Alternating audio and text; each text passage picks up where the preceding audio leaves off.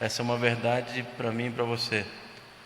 É Deus que chama, é Deus que te capacita por meio do Espírito a aceitar Jesus Cristo como Senhor da sua vida. Amém? Reverendo Adelson, Deus te abençoe.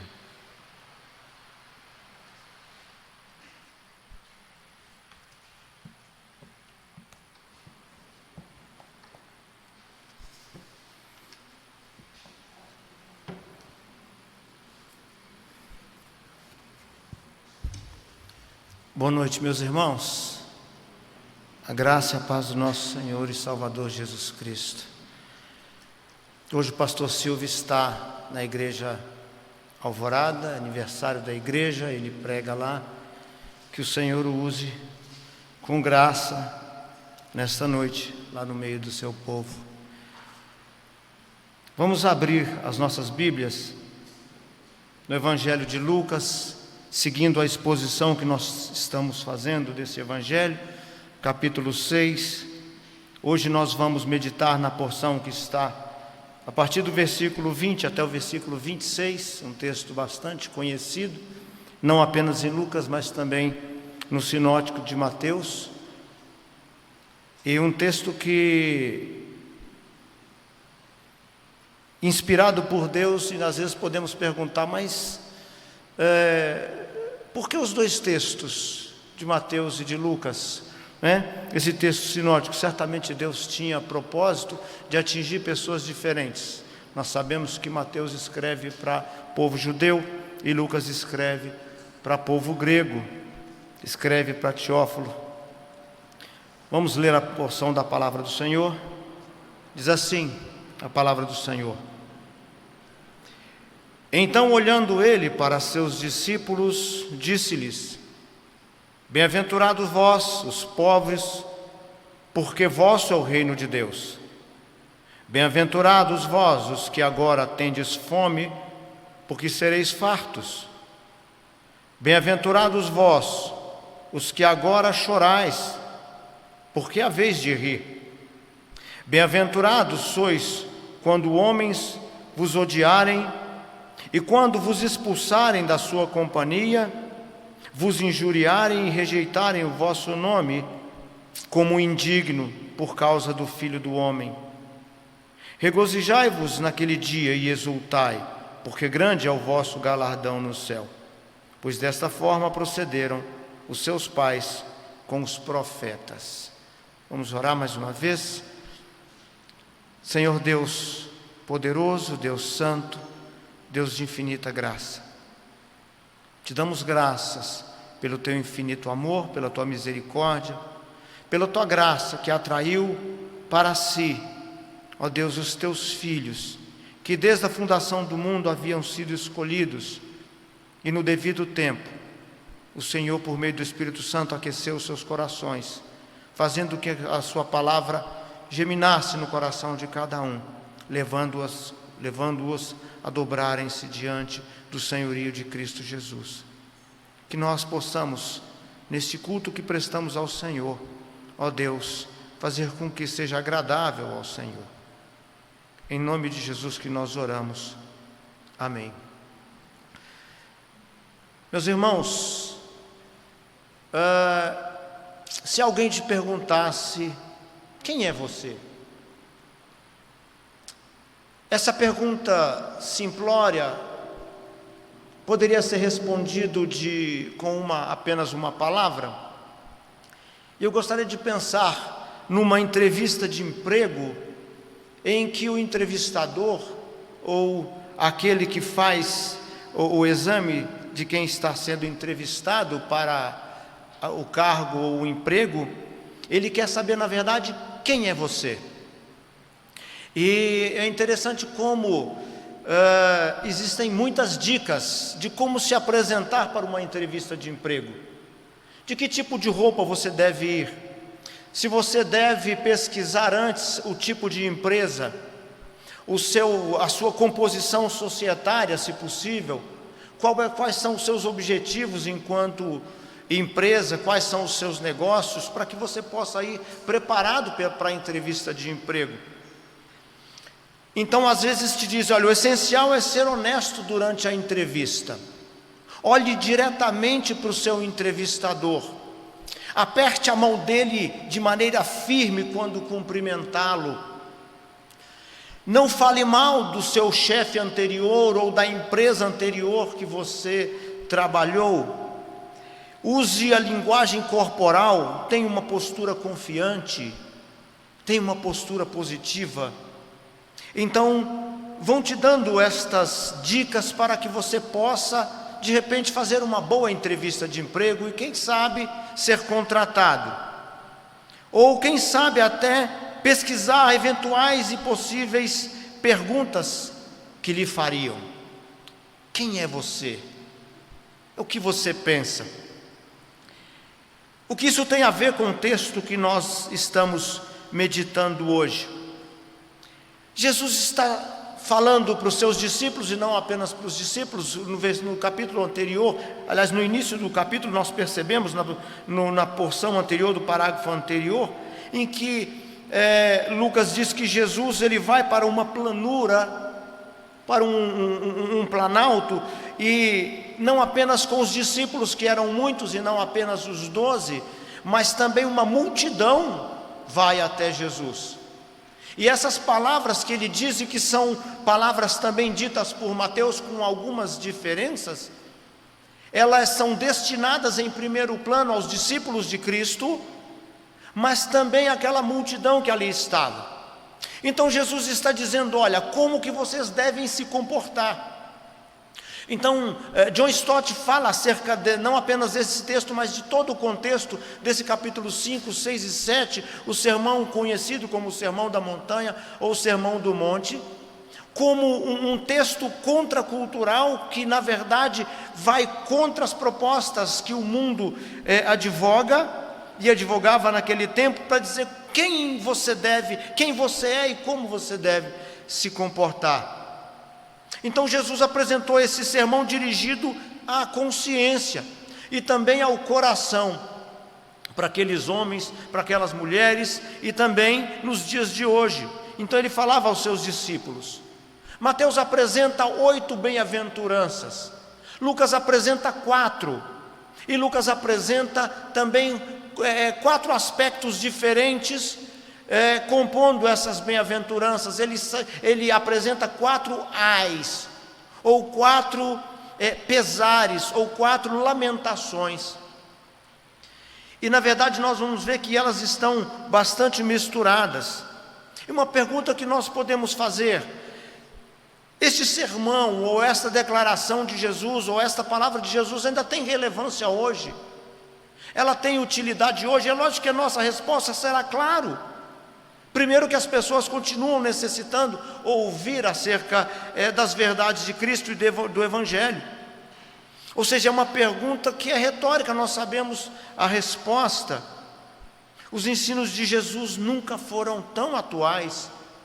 Passam anos, anos e mais anos, e esses ensinos de Jesus não caem em descrédito, não se tornam obsoletos. E nós percebemos que nós vivemos numa sociedade que ela superestima o eu. Por isso aquela pergunta: quem você é? Se nós observarmos uma característica das redes sociais hoje, em que todos nós fazemos uso, nós não conseguimos ficar sem utilizar as redes sociais. Mas se nós observarmos os perfis das redes sociais, é muito comum, ou praticamente todos nós, eu acredito, que todos nós colocamos lá uma boa fotografia, nós colocamos lá uma boa imagem, uma imagem que inspira felicidade, uma imagem que inspira bem-estar.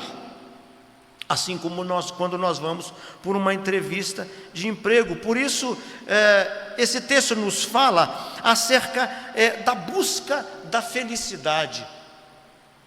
Esse texto nos fala de como encontrar a felicidade, e ele nos mostra de como o mundo está preocupado com a questão da felicidade. Se algo que eu tenho meditado, e a gente conhece muito bem, é que essas palavras de Jesus, ela é um grande desafio para o mundo moderno. né? Então, nós vivemos um tempo em que cada geração que surge, a cada geração que se levanta, ela vê com olhos não tão bons aquilo que foi feito pela geração anterior. E nós percebemos isso muito claramente no meio político, nos governos. Cada governo que assume, ele sempre alega que recebeu do governo anterior um caixa sem quase dinheiro, uma herança maldita, contas a pagar. Então, essa é uma tendência que nós percebemos, né?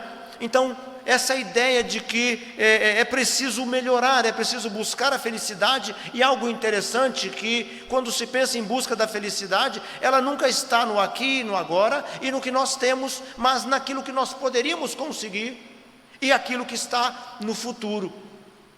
E Jesus nos traz uma outra proposta de felicidade. Por isso o Sermão do Monte, ou essa explanação de Jesus, ela é contracultural, porque ele fala de um outro aspecto de felicidade.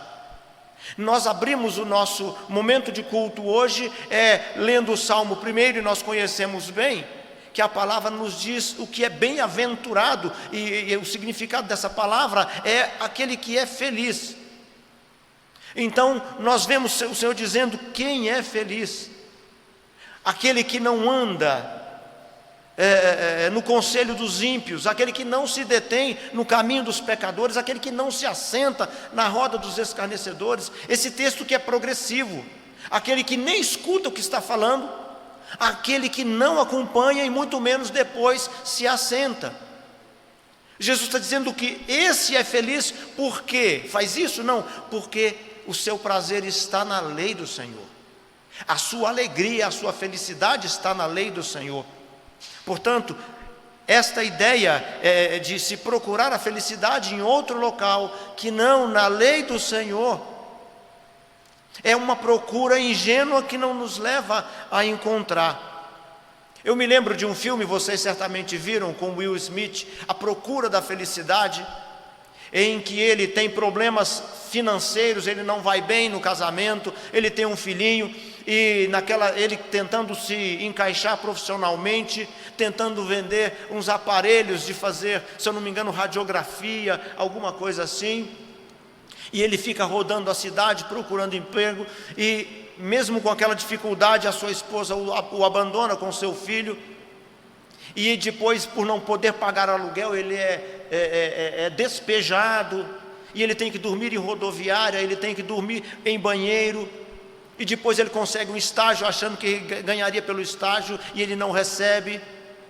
O final do filme nós conhecemos, né? Depois esse filme parece-me que trata de uma história real, mas a busca da felicidade, como o autor do filme traz ou tenta demonstrar, ele não está em conseguir um emprego, ele não está na questão econômica. E a perspectiva que nós compreendemos que a felicidade está em temer o Senhor, e é isso que o Senhor Jesus vai nos dizer hoje. Ela não está em algo que nós não temos e nem está no futuro, mas em algo que nós temos, que é o próprio Senhor Jesus. Jesus, ele traz esse outro conceito de felicidade, e acompanha logo no versículo 20, ele diz assim, olha, na parte B, ele diz, olha, bem-aventurados vós, os pobres, porque vosso é o reino do céu. Bem-aventurados os pobres. Lá no texto sinótico de Mateus, ele diz, bem-aventurados os humildes de espírito. E aí nós vamos ver alguns detalhes acerca do que seria esta pobreza, esta bem-aventurança. Não é um elogio à pobreza. Talvez pode-se ter a ideia de que aqui, quando o Senhor Jesus diz isso, de que talvez a salvação fosse por mérito. Que mérito? Ser pobre.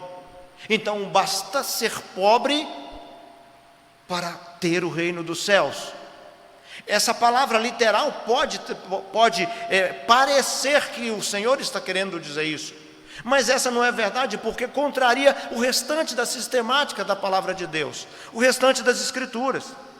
Não é um elogio à pobreza, não é dizendo, olha, se você for pobre, você vai alcançar o reino dos céus. Se você for pobre, o reino dos céus é seu. O homem pobre não está mais próximo do reino dos céus do que o homem rico. Não há diferença nesse aspecto. Não há mérito na pobreza em si, que faça com que o Senhor ame de maneira diferente e o salve, porque é pobre. Na verdade, os pobres são objetos de cuidado do Senhor, deve ser objeto de cuidado do povo de Deus, mas ela não é a garantia, a pobreza não é uma garantia que torna aquele que é pobre merecedor do favor do Senhor. E é isso que Jesus quer deixar bastante claro. Os pobres aqui são aqueles que sabem que não dependem dos seus bens materiais para alcançar a salvação. Os pobres aqui são aqueles que olham para si e se veem tão desguarnecidos, com as suas mãos tão desnudas, que ele não consegue, sabendo que não consegue alcançar a salvação, ele se dobra diante do Senhor. É a mesma sensação, como se fosse feita a mesma pergunta feita ao profeta Isaías, que nós acabamos de ler no capítulo 6, verso 5, em que ele diante do Senhor, ele reconhece a sua pobreza espiritual total, a ponto de dizer, eu estou perdido, porque eu tenho lábios impuros e eu vivo no meio de um povo impuro, e eu vi o Senhor absolutamente santo. É essa pobreza que Isaías percebe em si, a pobreza que Cristo está falando aqui. É aquele que percebe que não tem direito algum diante do Senhor. É aquele como Asaf na sua oração, ele se vê como aquele que não merece absolutamente nada diante do Senhor. É essa pobreza que ele está falando e que Mateus está falando acerca da sua pobreza espiritual, da sua humildade espiritual. Essa é a característica fundamental daquele que crê, a característica fundamental do crente, do cidadão do reino dos céus. Ela constitui um pressuposto que é básico na mensagem de Cristo. Reconhecer que diante do Senhor nós somos miseráveis, como Isaías se declarou diante do Senhor.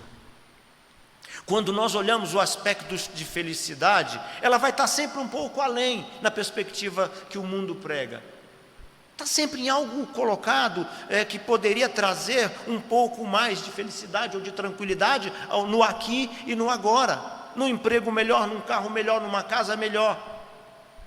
E aí nós vamos perceber que os países escandinavos, a Suécia, a Finlândia, têm um alto padrão, países absolutamente desenvolvidos, países em que o primeiro-ministro às vezes vai para o trabalho de bicicleta, países em que o motorista de ônibus ganha como um parlamentar, em que não há essa discrepância de renda como nós temos aqui, mas que tem altos níveis, altos índices de suicídio.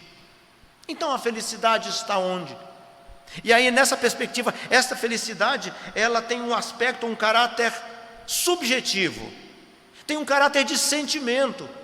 Esta felicidade que o mundo afirma tem esse caráter interno, de sentimento, mas Jesus está dizendo em termos não de sentimento, mas de uma felicidade que ela é objetiva, real, palpável e verdadeira. É a felicidade de se deleitar na lei do Senhor. Essa é a verdadeira felicidade. Jesus não está declarando como se sentirão felizes aqueles que amam o Senhor, mas sim que este será o estado de verdadeira felicidade diante de Deus. As promessas de Jesus nas bem-aventuranças, ela tem um cumprimento presente, porque de uma maneira, de uma posição, aquele que é resgatado pelo Senhor, ele já é mudado imediatamente de posição e torna-se santo diante de Deus, torna-se santo diante do Senhor.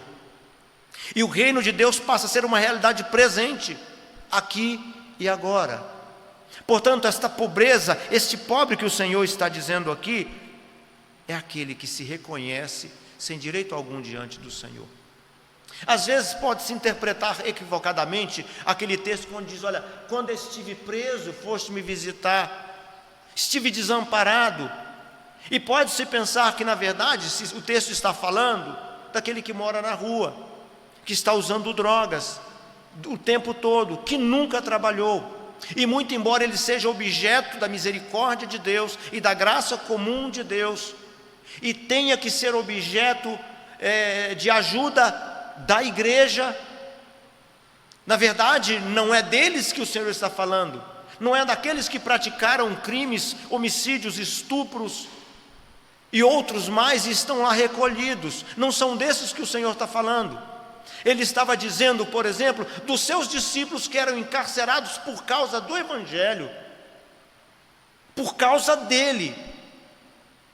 Portanto, entender como quando o Senhor faz esta afirmação, é tentar entender esse contexto. E o Senhor vai nos clareando isso mais. Ou seja, o reino de Deus é daqueles que têm consciência de que nada têm, de que realmente são desprovidos, humildes de espírito, pessoas tão pobres espiritualmente que nada têm a oferecer como mérito seu, nada têm a oferecer para que o Senhor dê a ele o reino dos céus. Todo o sermão da montanha, ele pressupõe a graça da salvação. Esse é um pressuposto básico, com uma experiência de conversão, do novo nascimento e habitação do Espírito Santo.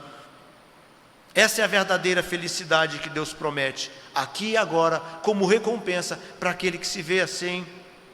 Portanto, ser pobre significava mais do que ser necessitado materialmente. Ser pobre significava ter esta consciência e entender que tem Deus como seu único refúgio, que tem o Senhor como o seu único sustentador. Sofonias, no capítulo 3, verso 2, ele diz assim, o profeta: mas deixarei no meio de ti um povo modesto e humilde, que confia em o nome do Senhor. Um povo pobre, que confia em o nome do Senhor.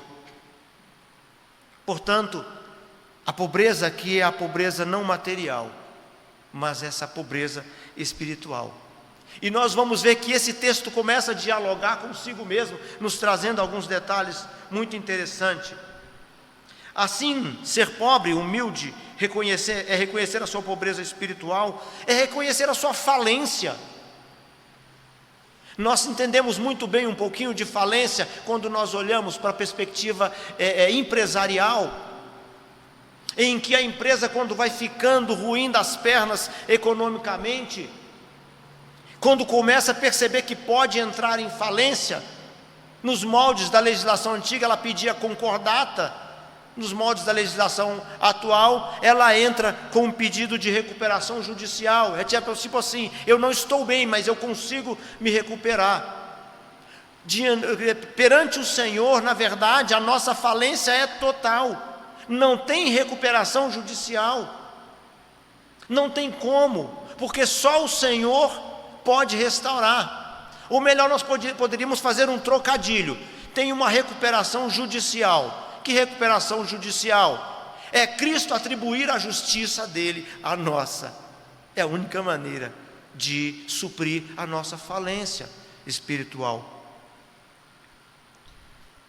Quando nós olhamos, e aí nós vamos ver essa sensação ou esse sentimento de pobreza, de miserabilidade espiritual, pela boca daquele publicano naquela parábola que Jesus conta acerca do fariseu e do publicano.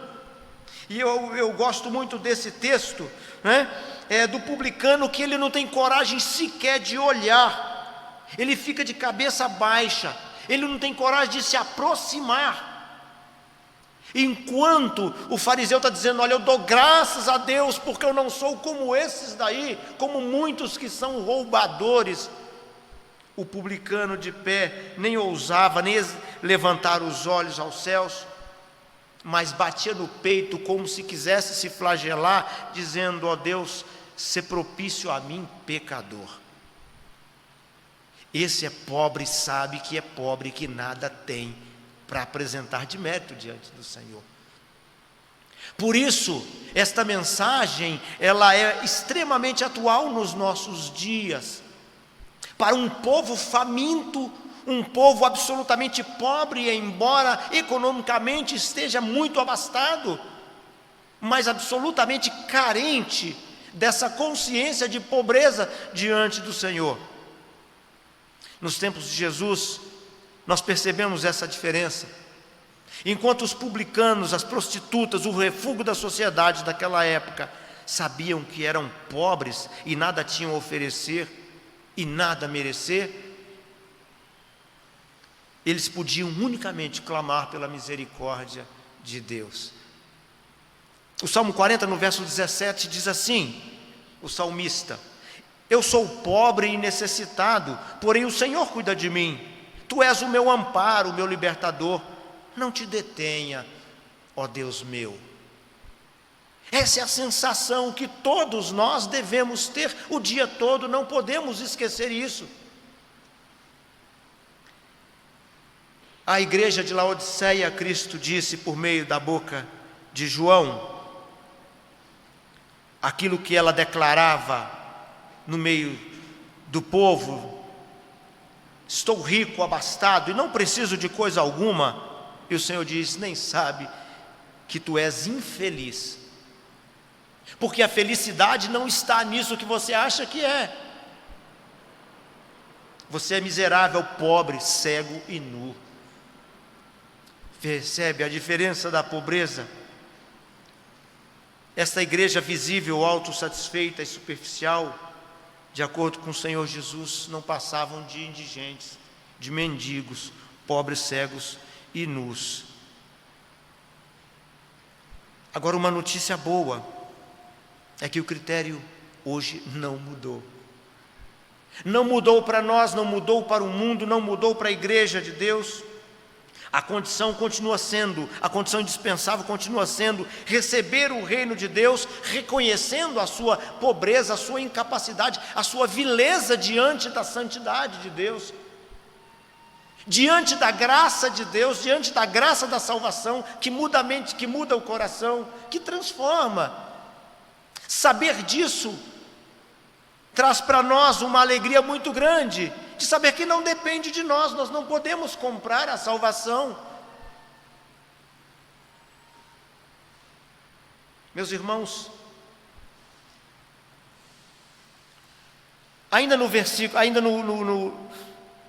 versículo 21, na parte A, Jesus diz assim: bem-aventurados vós que agora tendes fome, porque sereis farto.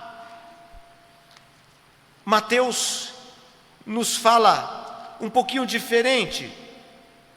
Ele diz assim: bem-aventurados os que têm fome e sede de justiça. Tem fome e sede de justiça, porque serão fartos. Lucas diz apenas aqueles que têm fome. Meus irmãos, aqui está implícito a maior necessidade. Olhando o texto, não está falando de fome de comida do dia a dia, não pode estar falando, porque contraria toda a perspectiva do restante do Evangelho. Não é apenas de comida, não é bem-aventurado aquele que tem fome, que se for isso a salvação vem por mérito, basta estar com fome. De igual maneira, se ele dissesse: olha, bem-aventurado quem é criança, ou bem-aventurado aquele que tem um carro azul, e seria mérito ter um carro azul, porque ganharia a salvação se tivesse um carro azul. Ele está dizendo: não, aquele que tem fome. Lucas está escrevendo para grego, e nós sabemos que gregos são muito lógicos. Precisa fechar a conta. Bem-aventurados que têm sede de justiça, e esta fome é uma característica do povo de Deus.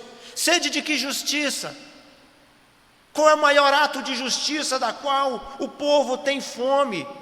É a justiça de Deus expressada na cruz do Calvário, é a justiça de Cristo. Fome e sede de justiça.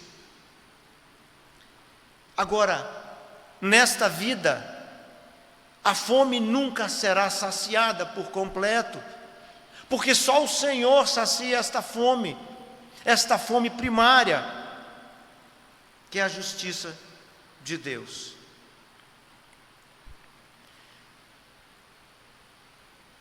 Meus irmãos, no versículo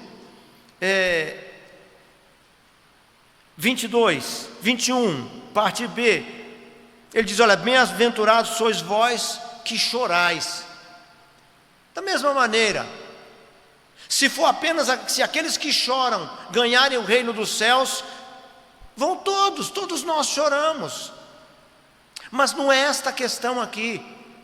E esse texto, essa parte do versículo, da parte B do versículo 21, está ligado ao versículo 20, que fala acerca dos pobres. Ou seja, é aquele que percebe a sua pecaminosidade, que tem consciência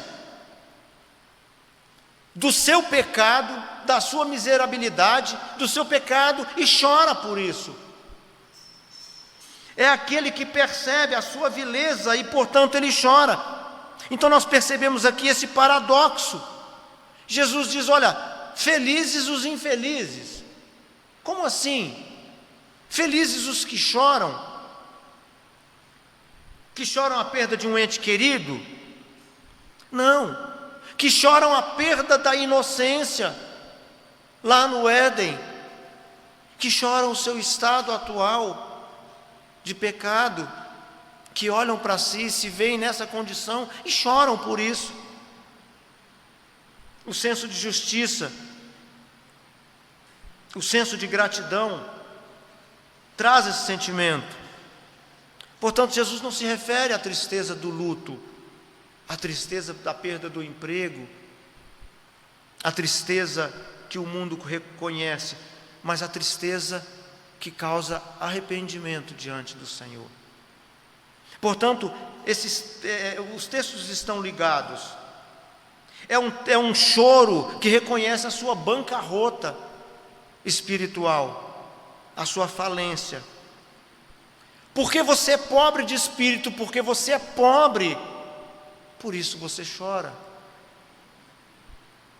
Você se envergonha dos seus pecados e por isso recebe consolo. Aí o texto faz sentido, a palavra de Deus faz sentido, porque reconhecer que você não é bem-aventurado e que feliz são apenas aqueles que reconhecem a sua pequenez, choram por isso e clamam ao Senhor e buscam o Senhor. Aqui é uma referência à tragédia do pecado, que faz com que muitos busquem a felicidade aqui e agora e não no Senhor. William Hendrickson diz que esse choro é um choro teocêntrico, é um choro voltado ao Senhor, é um choro daquele que suspira, que chora por conta dos seus próprios pecados. John Stott diz que hoje as pessoas estão famintas de relacionamentos autênticos. Eu estava vendo uma matéria que saiu na imprensa há pouco tempo, sobre uma velhinha que estava numa clínica de repouso por volta de 1 ano e meio, havia sido colocada lá pelo seu filho, que por conta de uma fratura no fêmur, e aí ela foi ficando, o fêmur foi curado, ela foi ficando, e aí ele alegava que ela tinha Alzheimer, e aí foi deixando, recolheram um aparelho de celular, e o restante da família não tinha acesso. A clínica alegava: não, em função da pandemia não tem visita.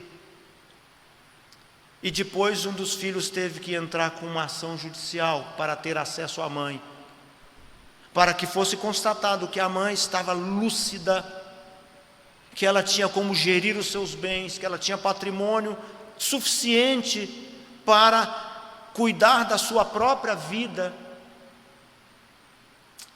E aí se descobriu que ele já havia gasto, tinha saque de R$200 mil e muitos outros saques, dilapidando um patrimônio de aproximadamente R$500 mil que ela tinha em espécie. E eu, pensando, estudando, quando estudava esse texto para pregar, e pensando dessas pessoas que estão famintas por relacionamentos verdadeiros, e como esse tempo tem nos privado de relacionamentos, porque nós temos conseguido fazer muito por meio das redes sociais. Hoje nós tivemos a notícia de que o pai do Marcel faleceu, ele está no Canadá. Nós não podemos abraçar o Marcel, mas nós não podemos abraçar as pessoas aqui perto. Há alguns dias eu comentava de uma irmã que havia perdido a mãe por conta de um aneurisma. Menos de um mês depois ela perdeu o irmão com Covid, e esta semana perdeu a sogra com um câncer. E quando nós a visitamos no mês passado, e eu fiz questão, falei, eu vou na sua casa, você põe as cadeiras longe, a gente se senta longe e a gente conversa longe, porque ela tinha tido contato com o irmão que veio a falecer depois. E eu dizia para ela, olha, é necessário esse contato, faz falta, com todas as cautelas que nós devemos ter, mas as pessoas estão buscando relacionamentos autênticos, que não sejam superficiais, que não sejam só as duas mãozinhas juntas, quando nós mandamos a mensagem. Nós estamos precisando de relacionamentos verdadeiros, e só o Senhor tem relacionamento verdadeiro conosco, e Cristo está nos levando a essa perspectiva, quando Ele nos traz à nossa mente a consciência do pecado, que leva ao entristecimento, que leva ao choro verdadeiro por conta do pecado. O salmista, no Salmo 119, versículo 136, nos fala acerca deste choro, de tristeza por conta do pecado, para que nós não entendamos que ele não está dizendo apenas que basta chorar para alcançar o favor de Deus, que aqueles que choram e que alcançam o favor de Deus e que serão consolados, não é apenas pelo mero choro. E o salmista diz assim, olha, torrentes de água nascem dos meus olhos, porque os homens não guardam a tua lei. É o choro porque o povo não guarda a lei, o mesmo que Ezequiel, no capítulo 9, verso 4 diz, suspiram e gemem por causa de todas as abominações que se cometem no meio de Jerusalém. Jeremias, quando chorava por conta do pecado do povo, conhecido e chamado de o profeta chorão, mas alguém que se condoía por conta do pecado do povo de Deus. É esse choro, é o choro deste povo que receberá consolo do Senhor. As pessoas que serão consoladas não são aquelas que choram por sofrimentos desta terra. Isso não dá por si só o direito à salvação, mas aqueles que lamentam o seu pecado e se colocam diante do Senhor como não merecedores da graça e clamam ao Senhor. O único consolo que pode aliviar o desespero é o perdão do Senhor, é a graça do perdão do Senhor, a graça e o perdão do Senhor na morte de Cristo. Jesus Cristo é aquele que derrama óleo nas feridas e concede paz à consciência magoada e marcada, a consciência magoada pelo pecado. É Ele, o próprio Deus, quem há de enxugar as lágrimas daqueles que choram, nos diz João lá em Apocalipse 7,17. Portanto, esse texto contracultural, que lido muito apressadamente, talvez por aqueles que não têm muita intimidade com a palavra, e se não for a obra do Espírito Santo de abrir o entendimento, vai achar que basta ser pobre, basta chorar para alcançar o favor do Senhor, e não é isso que o texto está falando, e nós devemos compreender isso muito bem. Porque o Senhor Jesus está falando de total falência espiritual diante de Deus, não apenas para os seus discípulos, que na sua maioria eram pobres. Talvez Mateus era um cara de grana, porque ele era um publicano, coletor de impostos, e nós sabemos que os publicanos, os coletores de impostos, pegavam sempre um por fora, cobrava sempre um pouco a mais para guardar. Nós lembramos de Zaqueu. Então, nós pensamos nessa perspectiva, eram discípulos pobres, mas tinha no meio daquele povo fariseus também, tinham homens ricos também. O Senhor não está dizendo que é um pecado a riqueza em si, ela pode ser um perigo. Portanto, essas bem-aventuranças chamam a nossa atenção, exortam o nosso coração para que nós olhemos para nós mesmos e respondamos a pergunta, não de um entrevistador numa entrevista de emprego, quem você é? Mas do próprio Deus que fala, quem você é? Esdras, no capítulo 6, verso 6, ele diz assim, olha, o texto diz assim: Esdras se retirou diante da casa de Deus, entrou na câmara de Jonã, filho de Eliasibe, e lá não comeu pão, nem bebeu água, porque pranteava por causa da transgressão dos que tinham voltado do exílio. Esdras está falando daqueles que voltaram do cativeiro da Babilônia, do resquício do povo de Deus que voltou, da pouca gente que retornou, do remanescente que voltou da Babilônia. E Esdras está dizendo, chorando por conta da transgressão deles. E aí no verso 22 e 23, Jesus diz assim, acompanhe na sua Bíblia: bem-aventurados sois quando os homens vos odiarem, e quando vos expulsarem da sua companhia, vos injuriarem e rejeitarem o vosso nome como indigno por causa do Filho do Homem. Da mesma maneira, não é apenas qualquer injúria. Jesus diz no verso 23, olha, fiquem alegres naquele dia, exultem quando vocês forem humilhados. Mas tem um detalhe, não é por conta de qualquer situação, é por causa do meu nome, é por serem meus seguidores, é por crerem em Cristo. Quando vocês sofrerem algum tipo de injúria, de chacota, porque você é crente no Senhor Jesus, por conta disso, Ele está dizendo que vocês devem se alegrar, porque estão rejeitando o próprio Senhor Jesus, e não vocês.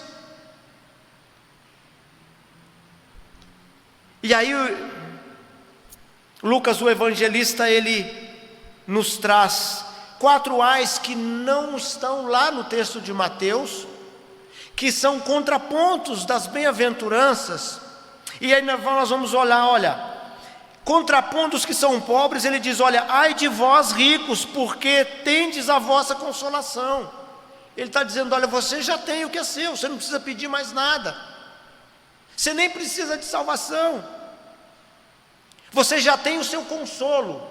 Ou não que você não precisa, mas você acha que não precisa, você acha que a riqueza se basta.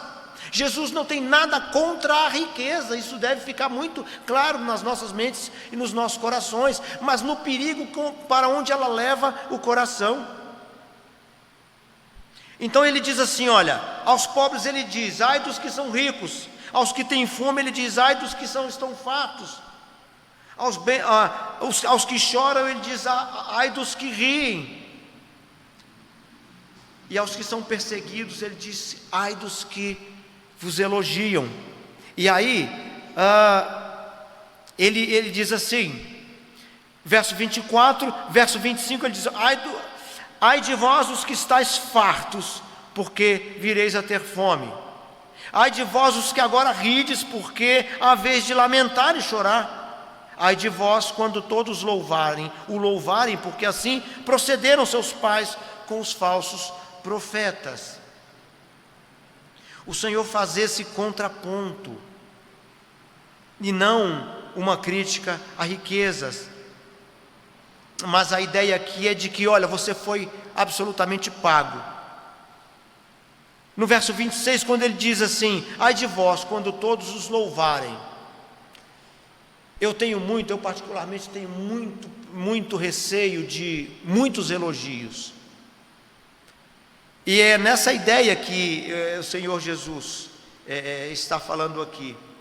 Quando não se vê defeito nenhum em alguém, ele é apenas motivo de elogio. É verdade que o apóstolo Paulo, escrevendo a carta a Timóteo, na primeira carta a Timóteo, ele diz que nós devemos dar um bom testemunho aos de fora. Isso é verdade. Mas há que se ter cuidado com uma popularidade que seja universal ou inquestionável. Se houver muita popularidade, devemos desconfiar. Jeremias diz assim, no capítulo 5, verso 31: coisa espantosa e horrenda se anda fazendo na terra.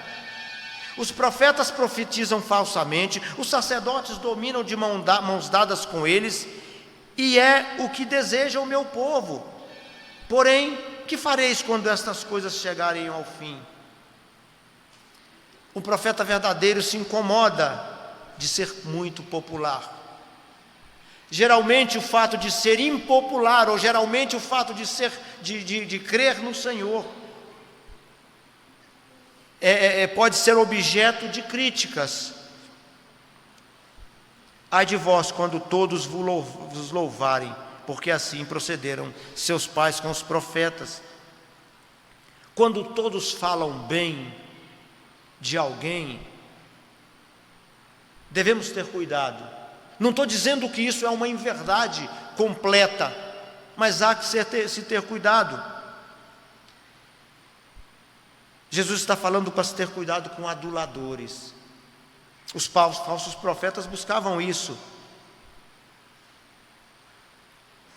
O escritor de 2 Samuel, no capítulo 15, de 2 a 6, ele fala de Absalão, que tentava agradar a todos, porém não era sincero. Os falsos profetas faziam isso. Portanto, quando nós olhamos as bem-aventuranças, ele diz: olha, bem-aventurados quando vos odiarem por causa do Filho do Homem. Por isso que Jesus usa todos esses paradoxos para poder ensinar os seus discípulos, aqueles que são pobres de espírito, pobres materialmente, que deveriam se conscientizar da sua pobreza material, da sua miserabilidade. As pessoas de espírito contrito não esperam nada de si mesmos, mas esperam somente do Senhor. Olhar esse texto extremamente atual, contracultural, faz com que nós olhemos para nós e talvez até mudemos o conceito de algumas coisas, mas que fala para esse mundo que nós vivemos, para que nós ficamos atentos. Ai de vós, ai de vós, ai de vós. Tipo assim, fique atento, cuidado, tenham cautela. Esta é a palavra do Senhor, que nos amou até o fim, com morte de cruz, cuja única justiça pode cobrir a multidão de pecados, cuja única justiça pode resgatar, aquele que pode dar ao pobre o que ele realmente necessita, aquele que pode consolar verdadeiramente os que choram, aquele que pode saciar a fome daquele que tem fome e sede de justiça. Vamos orar. Querido Deus, Pai Celestial, obrigado, Senhor, porque a palavra do Senhor que nós lemos e que nós expomos não depende de nós, mero humano, mero homem, para que ache guarida no coração do teu povo, da tua igreja, dos teus filhos. Obrigado, Senhor, porque pela graça do Senhor e pela obra do Espírito Santo, Ele nos traz entendimento da tua palavra. Ela nos faz nos dobrar diante do Senhor, reconhecendo a nossa falência espiritual, reconhecendo as nossas mãos desnudas totalmente, porque nada temos a apresentar ao Senhor, e como aquele publicano que sequer tinha coragem de se aproximar ou levantar os olhos aos céus, dizia e clamava: sê propício a mim, que sou pecador. Portanto, Senhor, seja propício com a sua igreja, que o Senhor possa falar ao coração dos teus filhos, por meio da tua palavra, que isso possa gerar transformações profundas no nosso comportamento no dia a dia, mas que tenhamos um descanso no Senhor, sabendo, ó Deus, que Ele é aquele que traz a verdadeira felicidade, e que nós possamos ver a felicidade como o amor à tua palavra, ao Senhor, e sabendo da necessidade de nos dobrarmos diante do senhorio de Cristo, reconhecendo tão grande obra feita na cruz. Ó Deus Santo e Deus bendito, é na oração, é na intercessão de Cristo Jesus que nós pedimos. Amém.